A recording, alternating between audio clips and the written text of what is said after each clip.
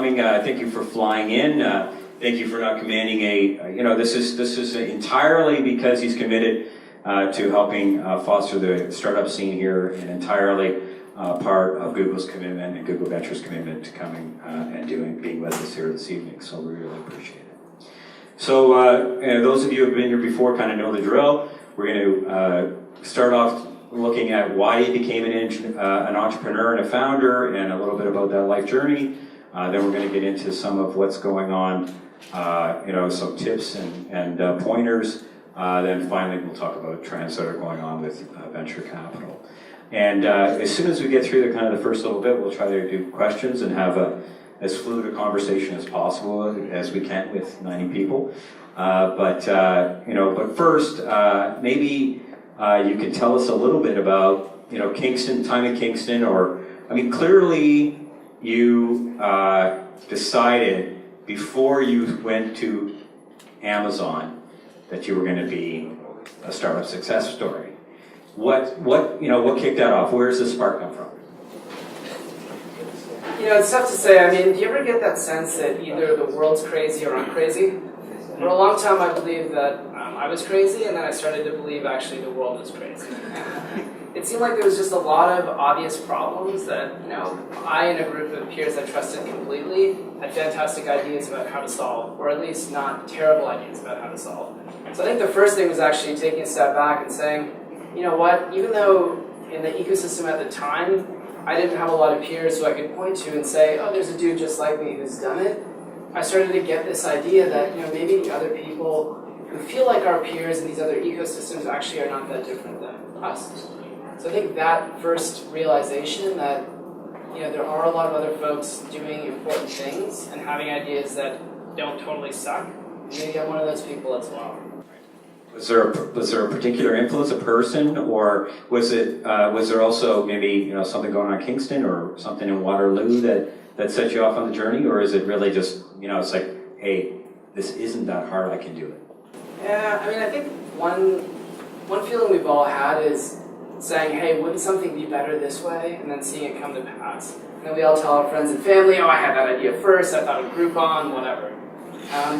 When that happens a certain number of times, you're like, okay, I'm obviously foolish if I keep not acting.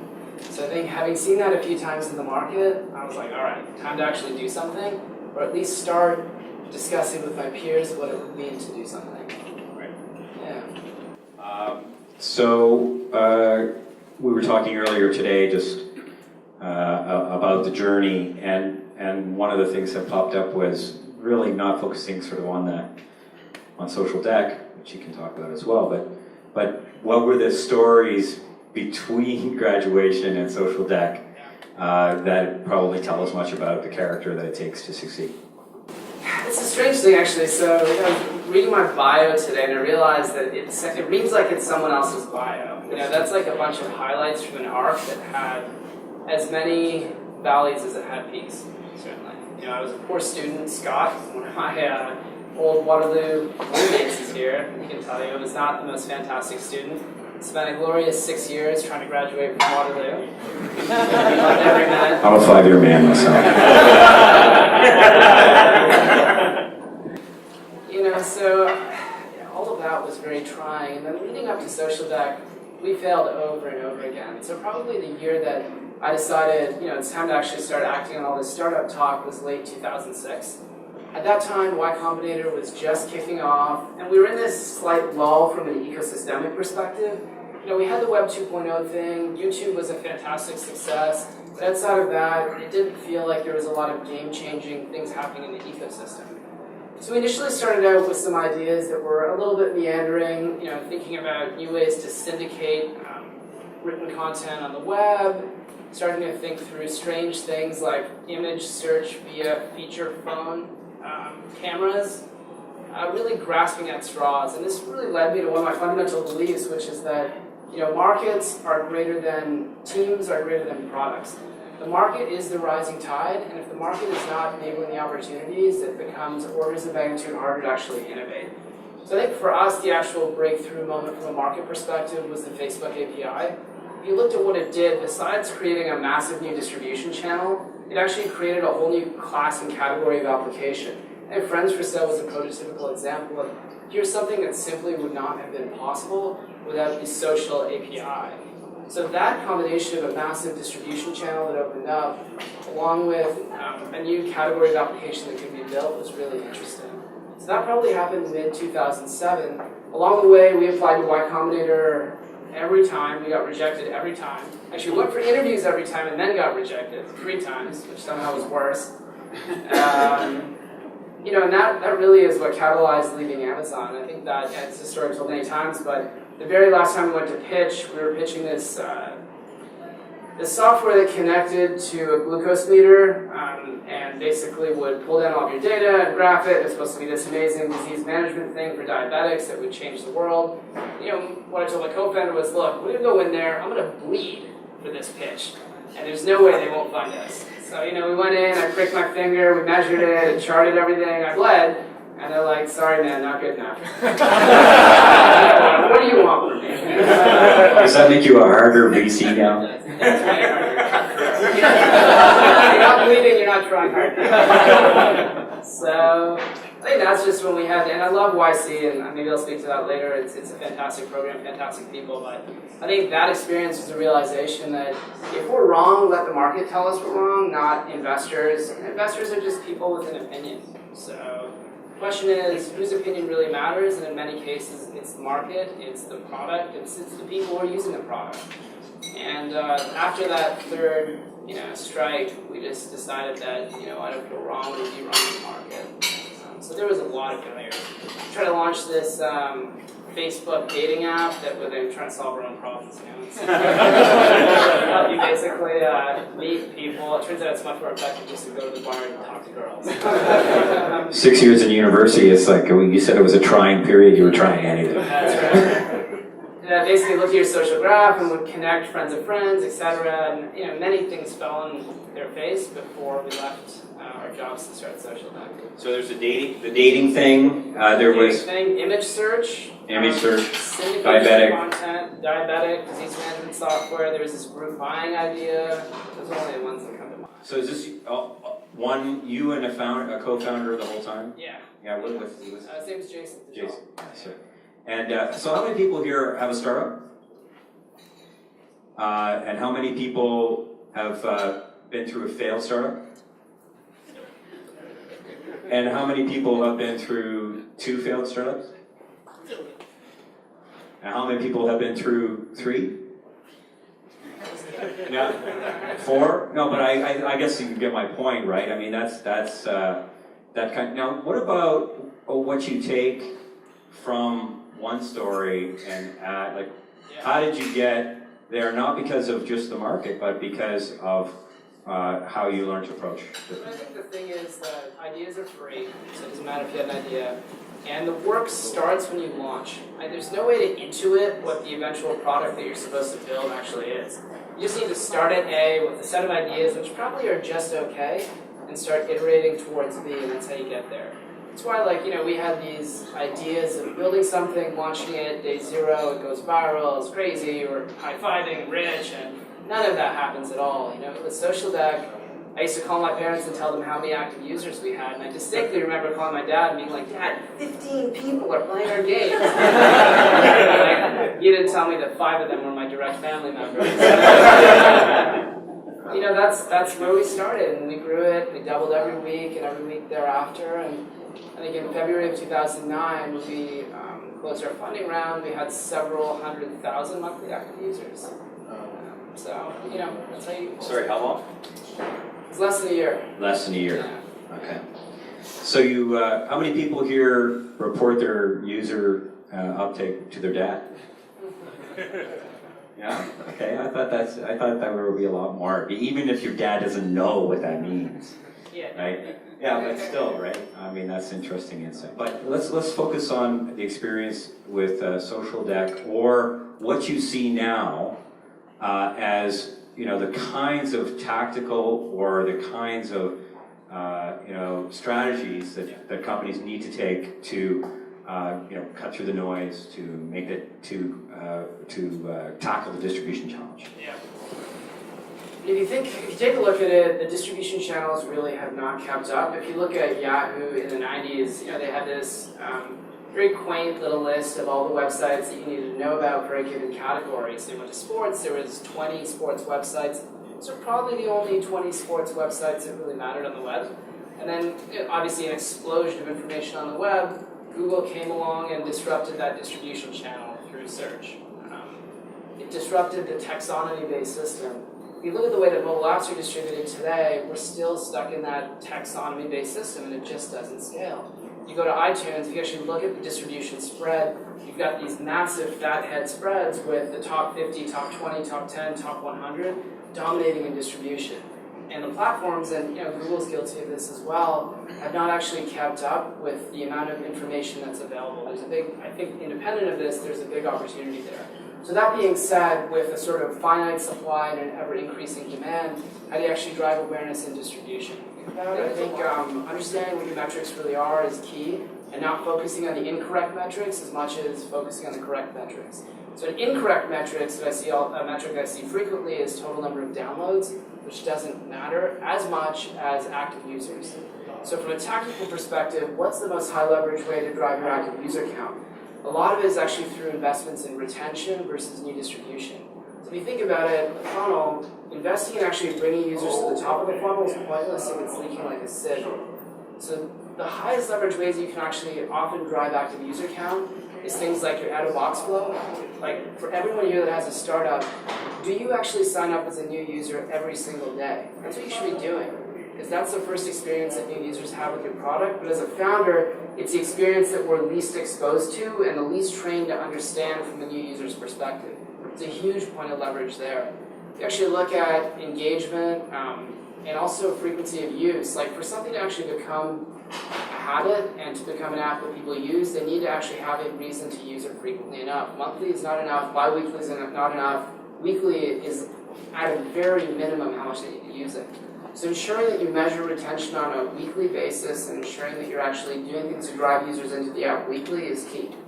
So these types of things are, you need to focus on, so we have our output, which is active user count. What are the actual inputs that drive that output, and what's the highest leverage problem for me to solve? You got the opportunity to see a lot of deal flow.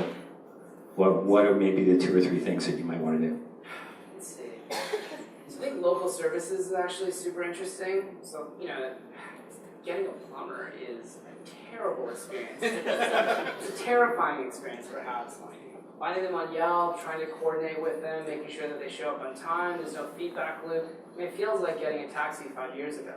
So why hasn't anyone solved that problem? So Mars had a couple, or at least Mars had a startup like that, right?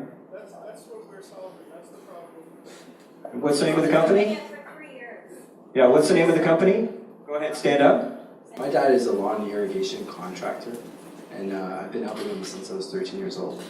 And I graduated in school, and he always said, basically, stay in school, make sure you do your work, and don't do what I did.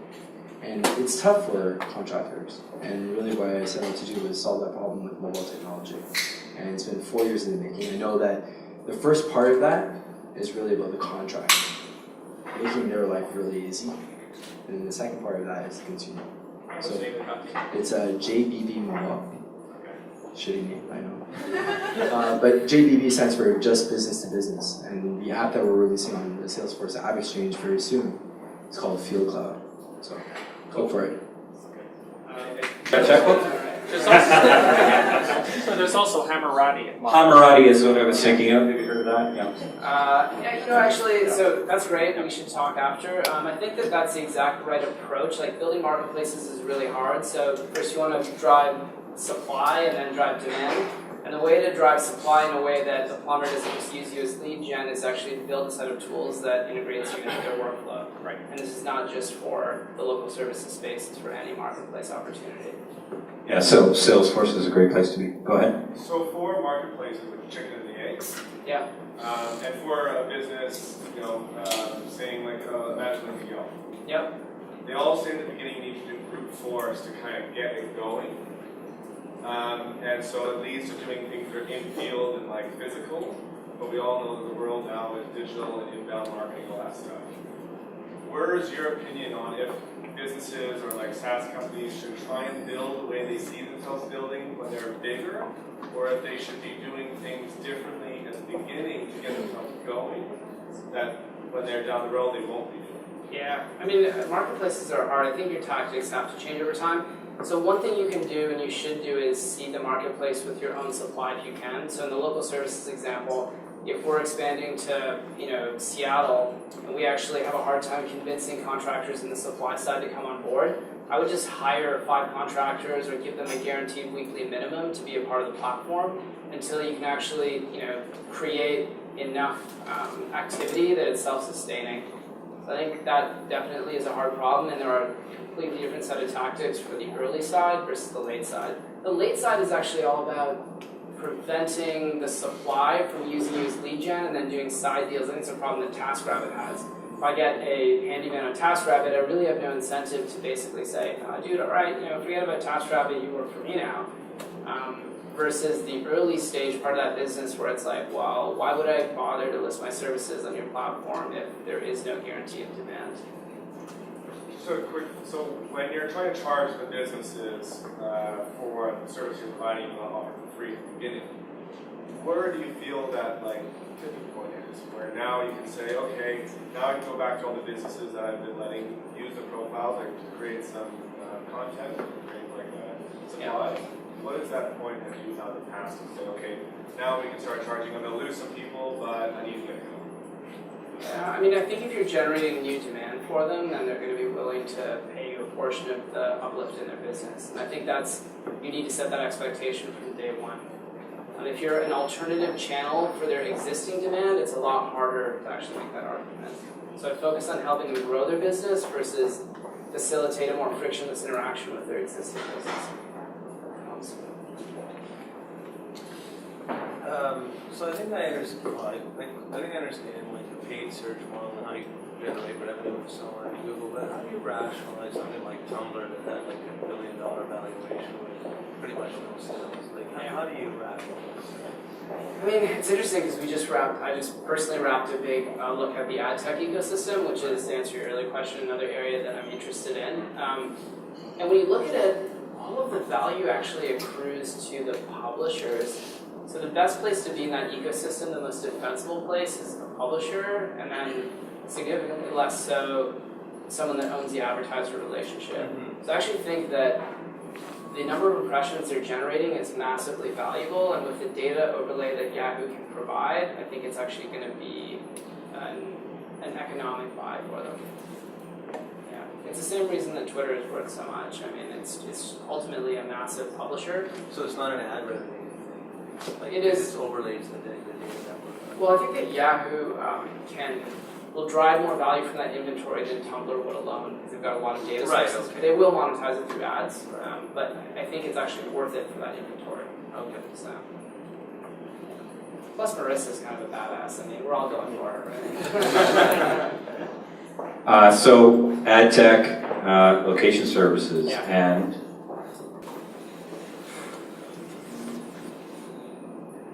so television is still super early, but it's pretty eye-watering if you look at the amount of engagement, the number of ad dollars, the lack of sophistication, and how those ad dollars is actually measured. I'm sure most people already know this, but Nielsen does these panels where they phone 30 people and then they extrapolate that to millions. Of course, I'm exaggerating, but the entire way that ecosystem is structured is, to not be rude, ripe for innovation. So I'm definitely interested in that, and also, we can't have a screen that big that's that central in so many of our homes and have it not be smarter. I mean, it's broadcast still, which is crazy. Even with celebrities, which is the ultimate form of broadcast, or traditionally was in the past, there's actually this conversation going on now. So it seems surprising that that whole medium is still subject to broadcast. And the content is terrible. Right. Go ahead. Hey. What's your name? My name is David Hedder. I'm actually founder of my own startup, Geo.com. Right now we're in the middle of a startup campaign, so we're looking for funding. What's the name of the company again? Geo.com. Speak Geo is in the middle of a Kickstarter campaign. Yeah, that was a Kickstarter and help support us. So in the same way that any firm would exercise a certain amount of diligence with their limited partner based on the characteristics of certain deals, we would do the same thing with Right Proper. That makes sense. Yeah. Go ahead. I just wanted to ask, what happened to the diabetes monitoring application? Was it a YC thing, or what? No, so when we actually looked at it, so I still thought we were going to build that after YC. When we looked at it and what the hard problems were we had to solve, a lot of them were sort of systemic, like, trying to sell through healthcare institutions, convince doctors. It's kind of scary to build a product where if you're wrong, someone gets hurt by it. I mean, I'm like, if the game crashes, it's all good, but I don't know. So I think when we looked at what are the hard problems and what are the ones we're interested in solving, almost none of them were in that space. I still think it's a fantastic area of opportunity, and there's a bunch of companies like Blue Coat that are working on it, and I take my hat off to them. I mean, it's pretty shocking the way that disease is managed when you consider the scale. So. My name's William Rose, and I teach marketing at Jordan Brown and involved in technology when I started teaching. Speaking of local services, this one just burns my butt, but we don't have a better way to do it. When is somebody going to do something meaningful in the real estate marketplace and get rid of like 6% commissions for guys that list it, put it on the internet, and the buyers show up?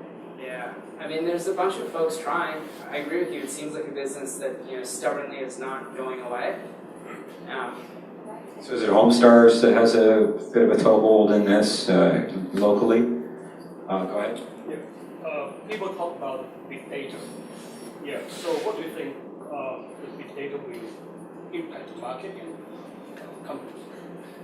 So maybe I can help shape that question a little bit as well. Okay. And maybe let's talk about a data-driven approach, which is, we've read a lot about Google Ventures and how they're changing venture capital. And so you can perhaps talk about big data in a broader sense, but also in a particular context.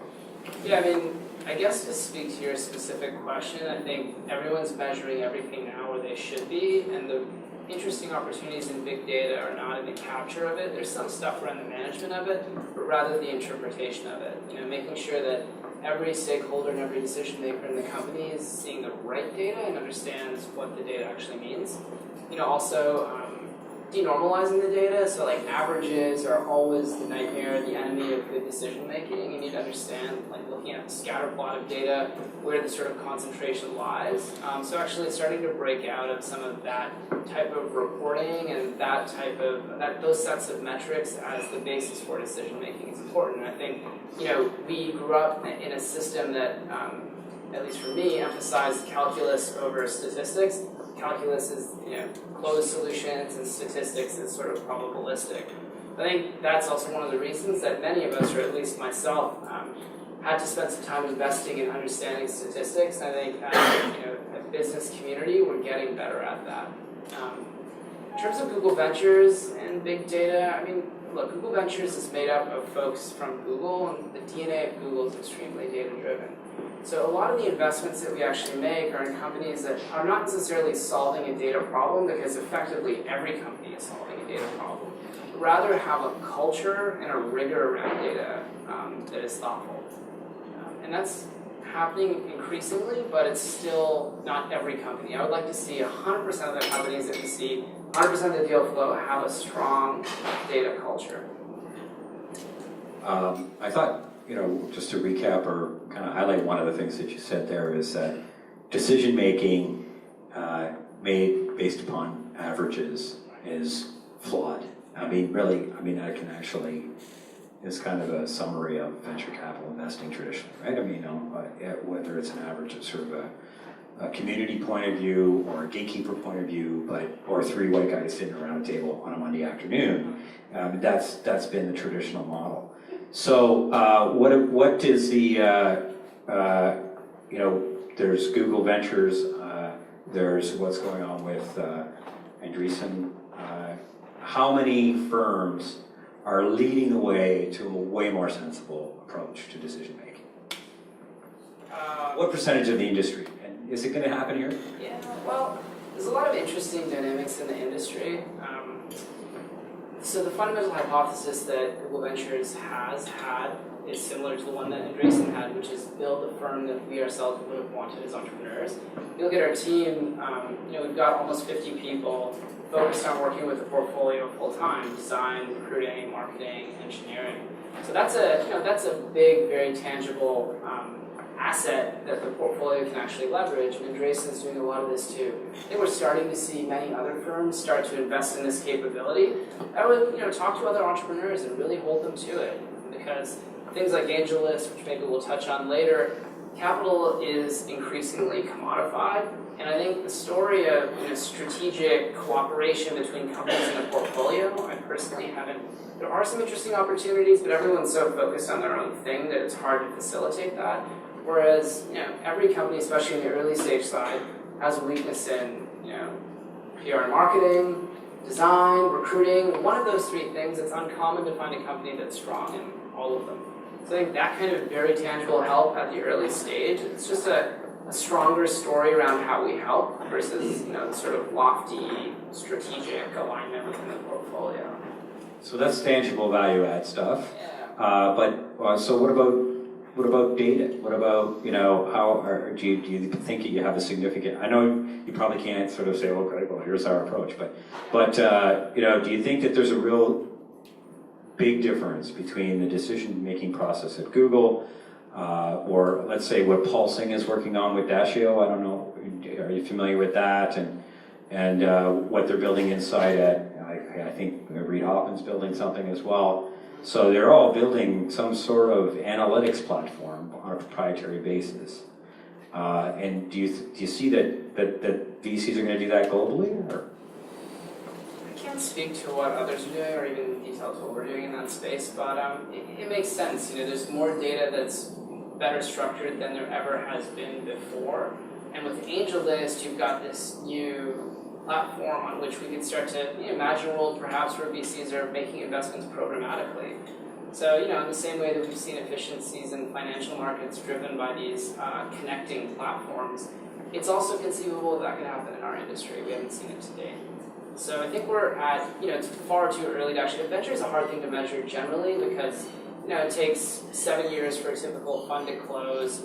A lot of the companies that are failing fail first, the good ones succeed later. So, to actually close the loop and understand how your strategy is performing is a tough thing to do, especially, when you're trading equities, it's obviously a much tighter loop. So, hard set of problems, too early to tell, but something that we'll undoubtedly see more of. So we're going to come back for a second, but we're on AngelList, so let's just touch upon it. So I don't know if everybody read this, but yesterday AngelList announced a financing of $24 million at a valuation of around $150 million. Google Ventures is part of that. There's 150 investors participating in it. Many of the biggest VC firms in the United States and many of the super angels. So there are, how many people are familiar with AngelList? Okay. I think it's an important development for Canadian startups. Certainly some better Canadian startups have had success on AngelList already. So there's AngelList just as a platform to begin with, but then there's also at the same time these two announcements or two new innovations of about a month old: syndicates and backers. So do you want to just kind of tackle kind of the implications of these three things quickly from your point of view? Now, this is, by the way, with your own hat on, not necessarily with your Google Ventures hat. Absolutely, yeah.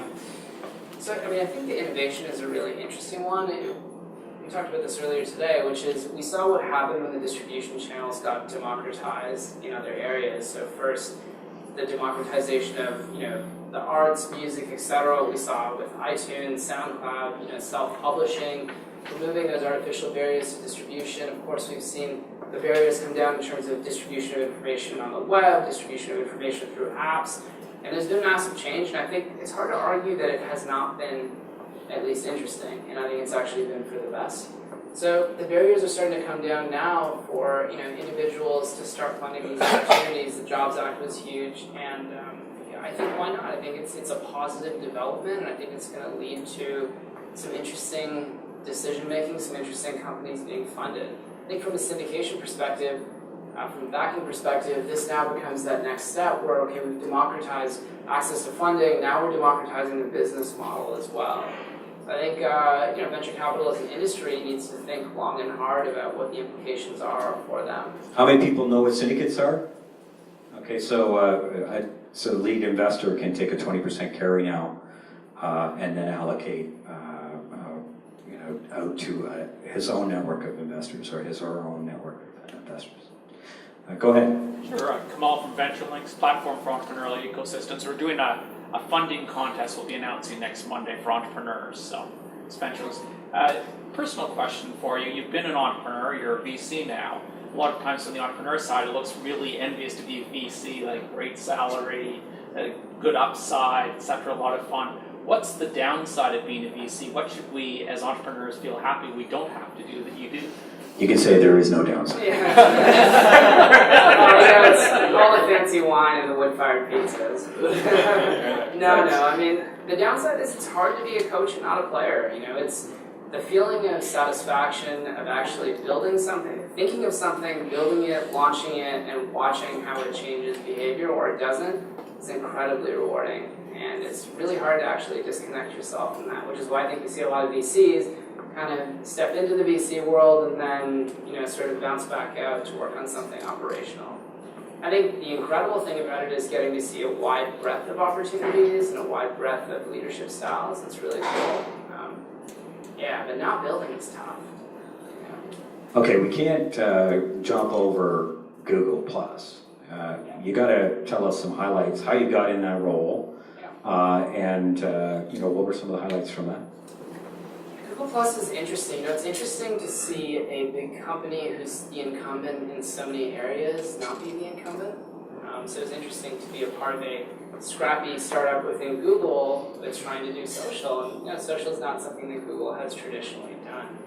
So that actually was an interesting set. It's an interesting cultural problem or opportunity within the company to actually convince folks that this is an important problem for the company to solve. And I think this is something that I love most about Google, which is that they never really get too complacent. They realize that there's a threat, they realize that there's other companies that are rising, and they work very actively to ensure we're investing in what matters, not just yesterday, today, but tomorrow.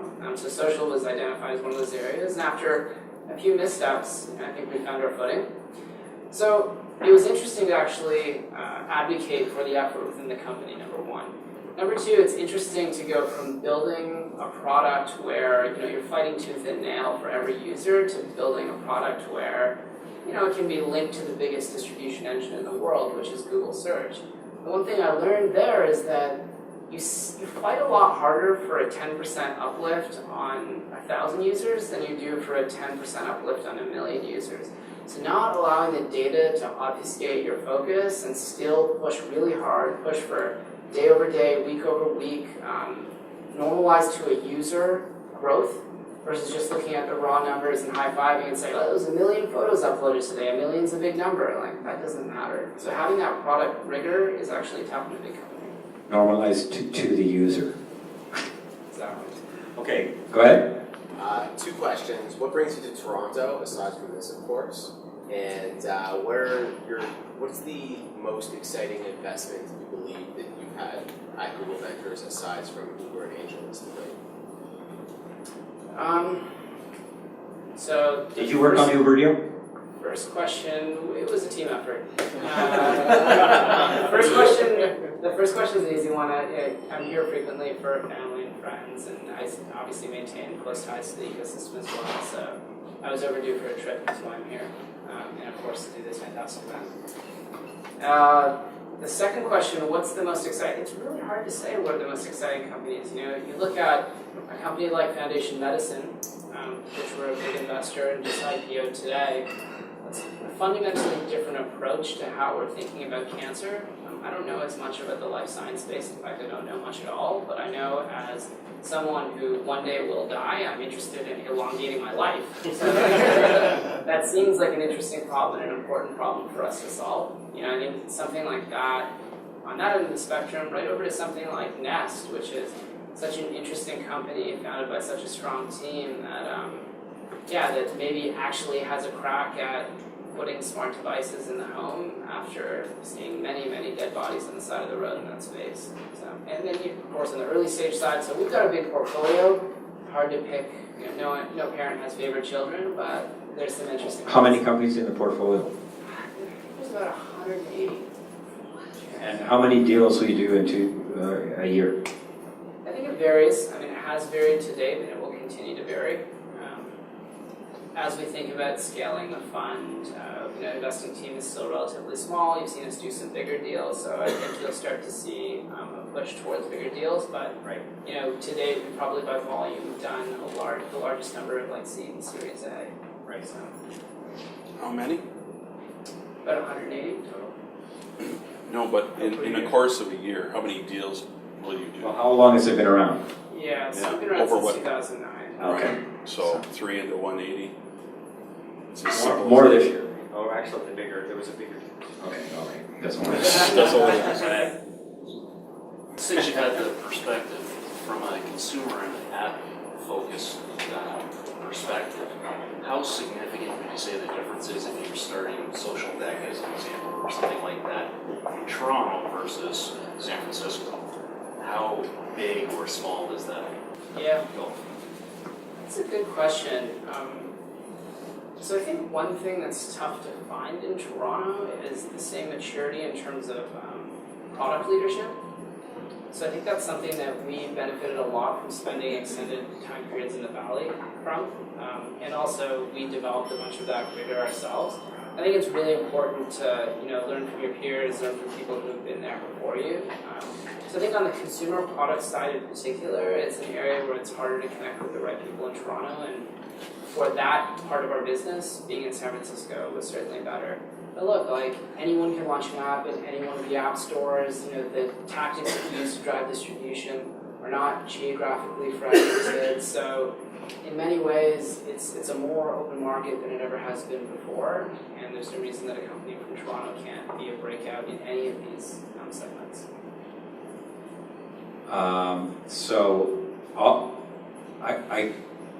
When you were a founder, would you have answered the question the same way? Because I'm sorry, but I hear when a venture capitalist answers this question in Toronto, they say, well, we need better teams. And when founders answer this question, we need more visionary VCs. Well, we should all just talk about it. That's what we're doing. I don't know, would I answer the question the same way? I'm not sure. Look, it's tough to build things here, especially when there's this whole mind share piece that is hard to capture here. Look, I think you can build a great business and a great product. You need to have a strong presence in the Valley. It's something that we invested in. It's something I wish we had invested more in. And look, there's no reason that any of those entrepreneurs are more sophisticated than we are. They just have a culture where they're constantly interacting with each other.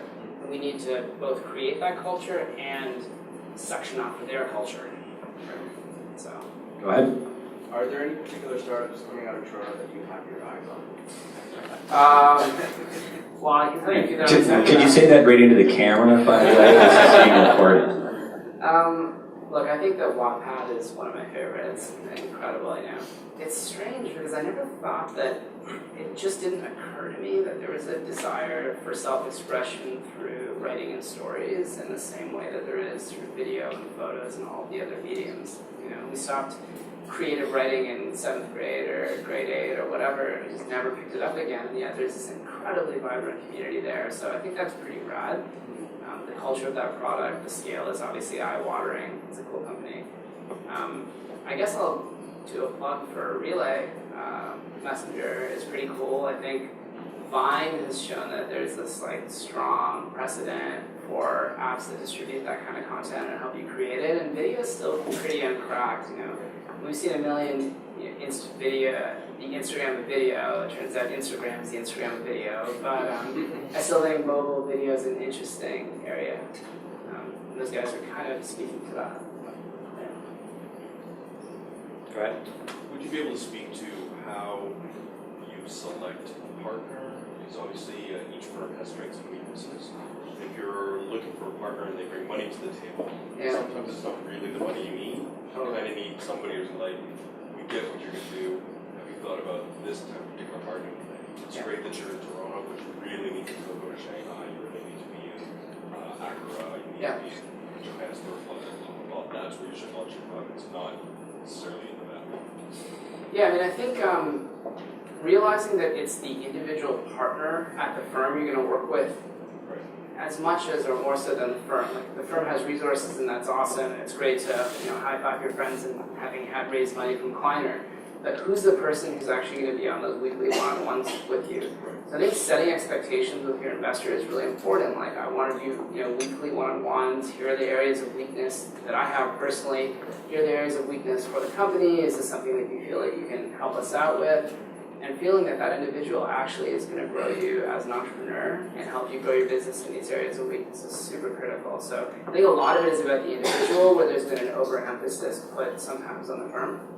Right, and I've heard someone say when you get with an investor, whether it's angel or seed or B or whatever, it's really not about the money, it's really what they bring to the table. Yeah, I mean, of course, money's nice too. Money's nice, yeah. No, it is. It's super important. And, managing those expectations, like advisors. I find advisors is a big, boondoggle for a lot of startups because they don't manage those advisors. And, I'm an advisor for some companies, and I expect them to manage me. Like, tell me what you need, get time on my calendar, let's work on those problems. Otherwise, I'm not going to pull. And for investors, it's the same thing. Like, make sure you're managing your investors and getting what you need from them. It's not a sign of weakness to say, I need help filling my sales pipeline. So take us into the weekly one-on-one. Just give me a quick snapshot of what that call looks like. Yeah, I mean, I think, first of all, it depends on if that's something that the entrepreneur wants. A lot of entrepreneurs want to be left alone and build, and I think that's fine. Interactions at board time are okay. The weekly one-on-one, I think, is extremely tactical, extremely operational. Like, look, how do we interview a VP of Eng? Do we need a growth hacker? What does that even mean? How do we manage a specific PR situation? And that's not always a problem that I know how to solve. In fact, often it isn't, but I can help get folks involved that know how to solve it. Disaster planning, it's something that Google knows intimately. It's something that no startup ever thinks about, but if you're a startup that Dropbox, it's pretty important to understand what happens when the 100-year flood hits. And these are the types of tactical questions that I think are most important to cover. Okay, we're winding down here. So if there's, this is sort of the last final call. If you came here to ask a question, make sure you get your hand up and get what you need and what you came for. Go ahead. So this is sort of, I probably should have asked it after he asked this question about big data, but so you mentioned a couple of things about data being data-driven and how that's important for companies. But it's interesting when you said, a lot of companies are missing things like marketing and hiring, and I forget what the third one was, none of which are HR. data. HR, there you go. So only marketing maybe around growth hacking, right, which you said with the quotations tone. So, do you feel that sort of the fetishization of data, metrics, optimizing things like this, have they damaged a lot of these sort of founders who are very, very metrics oriented, but not sort of product or design oriented? Or do you feel sort of the A-listers who make it to your table are okay? Yeah, so I think that the fetishization of data, as you call it. Like O'Reilly, big data, the whole conference. Of course, and that's absolutely true. So I think the important thing, at least the way I look at it, is that data can help give you an uplift. Let's call it like a 20 or a 25% uplift or depression, depending on what you're doing with it. But the fundamental trajectory is not set by data. You can't iterate your way to a product. You can't start with the metrics and start building a product from that. So design, which is probably the most important function, that we didn't realize was very critical 5 years ago. The same way that you once needed a CTO, you still do, you now need someone that actually is going to show a lot of leadership in design. I think design and product and fundamental vision, of course, is what is going to set the trajectory, and then using the data in a wise way is what's going to actually increase the acceleration. That's how I think about it. And do you think that a lot of founders don't realize the second part? Sorry, I'm just... Don't realize the second part? Well, that the product comes first or the design comes first. Have you had to teach that lesson, or has it not been a problem? I don't think so. No, I think the bigger gap is on understanding the data rather than having we all have ideas and hypotheses. That comes much more naturally to us than saying, don't show me the average retention, show me a scatter plot of the retention. Thanks. So, Jeff Cole is from Affinity. It's a startup that's looking at workflow issues and closing gaps in interactive content creation for video games and structural engineering, kind of two different domain spaces. You're talking about situations where you've got an investment where it's going to either works that hurts somebody, or pardon me, if it doesn't work, it hurts somebody, or if it doesn't work, you just remove the server. How do you look at those two different deals, assuming that everything else is all the same, and how would you rank which one would be the better deal to put your money to? A deal in which there's like a mission critical application that, I don't. Everything else is the same, it's just one is mission critical. I mean, I don't, look, at the end of the day, the founders, all the things that drive the decision-making process are going to be, I think, independent of that characteristic of the investment. Ultimately, VCs are here to return, and if we believe there's a fantastic team solving a mission-critical problem versus a non-mission-critical problem, it should all be the same to us. We're not we don't have an altruistic bent, and I think if you actually look at the investments at firms that have explicitly had that altruistic bent and have returned, it's been underwhelming. So, no difference. This dude, we should get him at one point. Okay. Just going back to your point about going to the Valley and the culture there. So one of our advisors advised us that instead of trying to go to another Canadian market, is to actually try and go into the States and test it out there. Yeah. Because that was really interesting because it's such a different beast. One, would you agree? And two, if you were, what would be your decision-making criteria? Would you go after like the big, well-known markets? Or would you try to do something more contrarian to say like, we did it here, so we can do it? Yeah. I don't know if I'd go try to own the Arkansas market. So Well, for example, Zuckerberg says, somebody said that they tried to do it in Boston first because if they failed in Boston, then I don't know. I mean, okay, a couple of points. And number one, I don't think that startups put each other out of business. I think that not finding product market fit is what most often causes companies to fail. So operating in an established market should not be a concern, at least not from a competitive perspective, maybe from a cost perspective. Second thing is, for businesses that are city local, the hardest problem that you have to solve is how to actually build a playbook for expanding city to city. So the question is, are you going to be most effectively able to iterate and solve that problem where your two cities are San Francisco and Toronto, separated by time zone, 6-hour flight, etc., or would you pick another two cities that are, closer physically? The third city, I think there's no question entering the U.S. market is important. I don't think that market's actually that different. I don't think it's very different at all, which is why, to take the contrarian approach, a lot of what we advise U.S. companies is do a lot of your distribution on the Canadian app store, Canadian ecosystem, because the market's so representative of the U.S.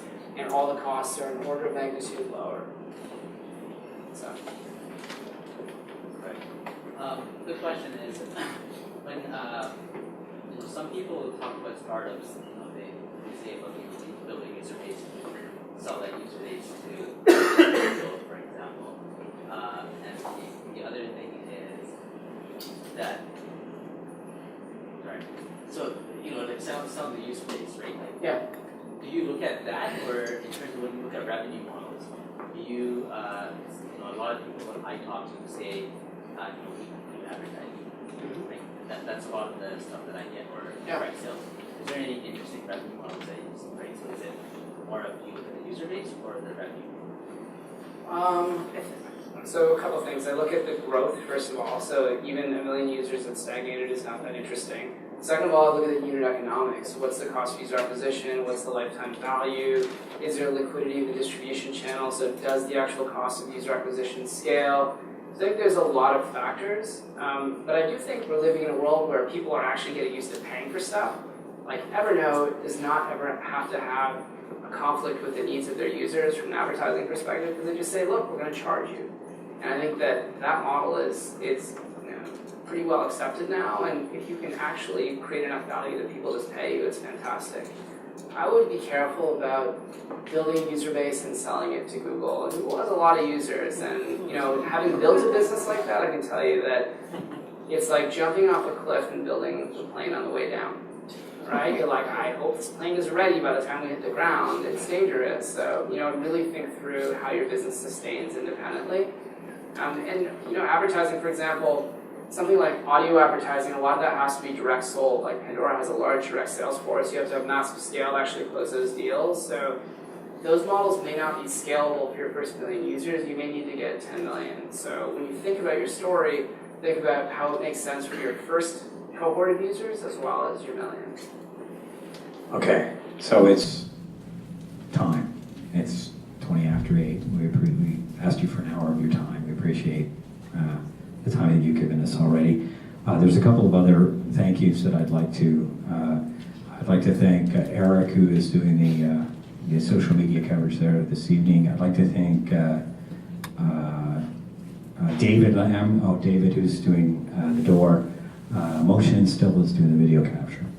I still have, I'd also like to mention that there's a secret, kind of like a secret shopper program going on, in that VentureLinks is giving away a copy of the Startup Owner's Manual, and Kamal is going to select the person who asks the best question tonight. So he's going to, if you asked a question, go and see Kamal, who's right here, afterwards, because he's going to give away a book. Let's we'll finish up with one more kind of, we talked about how Google Ventures and the data-driven approach is changing venture capital. We talked about the AngelList deal and the implications around that. You decided to be a founder in the US market versus the Canadian market. So maybe sort of do a summary of the trends that are shaping the North American market, and where Canada's at, what's going to take, what are the kind of things that how these trends are going to impact the folks in this room. Yeah, things have changed drastically, certainly in the last 10 years, and even more so in the last 5 years. The rate of change in this ecosystem is accelerating, which is exciting. We need a bunch of things to actually make this place work. Number one, we need peers. We need to be able to look at other people who feel like future versions of ourselves and say, look, that dude went and did it, why can't I do it? So I think that's super critical, and we're seeing more and more of that. Obviously, from a funding perspective, I think the big gap in the past was early stage, and we've seen a bunch of awesome institutions set up to help solve that. I think there's a lot of room for growth in how mature we are around product. I think it's something that's super critical, and we're moving to a world where technology matters less. A lot of the technology is cheap and commodity. A lot of the hard problems that companies are solving are product, market, design problems. So we need to actually grow our ecosystem in that way. And then the late stage funding side, things are changing. I was at Andreessen's offices recently, and they were singing the praises of Waterloo and of the Canadian ecosystem more broadly. So while the number of deals we've seen is still relatively small, I think that's going to increase, and we're on the radar of these VCs. So things are going in the right direction. We're not there yet. It's still an immature ecosystem, and I encourage everyone here to spend a ton of time in the Valley. Go find out what they're up to, what's working, what's not. The benefit of being where we are is that we're not in the echo chamber, which the Valley certainly can be. So look, I think that we're heading in the right direction. I think we still have things to learn from the Valley, but the future is bright. We have a better opportunity to build $100 million, billion-dollar businesses here today than we've ever had before. So let's keep rolling. Thank you very much. Google.